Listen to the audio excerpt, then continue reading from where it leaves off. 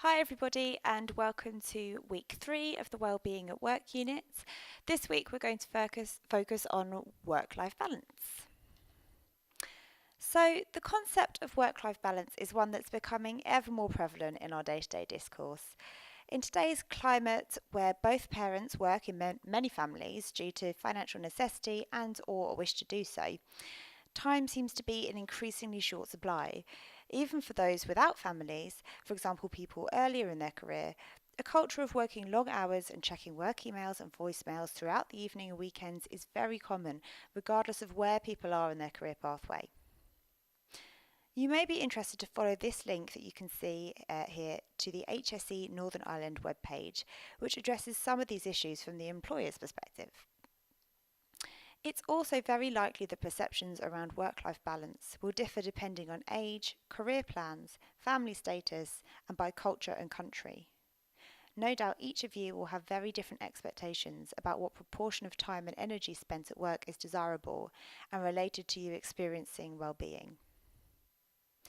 A number of key questions arise from these observations. For example, this all sounds very gloomy, but is work-life balance actually a problem? What impact is this having on employees' well-being? And what does this mean for the organisations employing them? And crucially, what can we as occupational and business psychologists do to support employees and organisations in this area? This unit focuses on answering these questions. So by the end of this unit, I'd like you to be able to describe the concept of work-life balance and discuss the meaning of balance in this context. In particular, you should be able to critically appraise the assumption that work-life balance is the same for everybody. Secondly, you should be able to identify key outcomes of achieving or not achieving work-life balance. Thirdly, I'm looking for you to be able to describe and critically evaluate organisational interventions to improve work-life balance. So both interventions at the level of changing work patterns and also at the level of organisational change.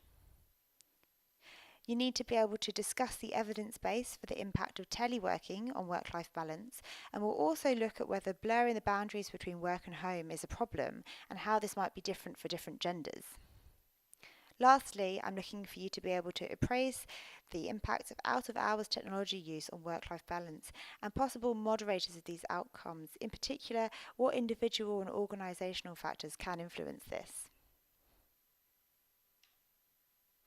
So this week's Blackboard discussion topic is to describe your ideal work-life balance and reflect on how your experiences in your MSc may have shaped this. Has what work-life balance means to you changed over time? I'm really looking forward to seeing what you have to say on this topic. I think it's a highly personal topic, so I would say share as much as you feel comfortable with sharing, but obviously I'm not expecting people to give their full life story if they don't want to. That said, I'd really encourage for everybody to engage with this as much as they can. And as ever, I remind you, please do contact me either on Blackboard or via email if you'd like to. We can also set up a phone call if there's anything you want to discuss about this unit. Many thanks.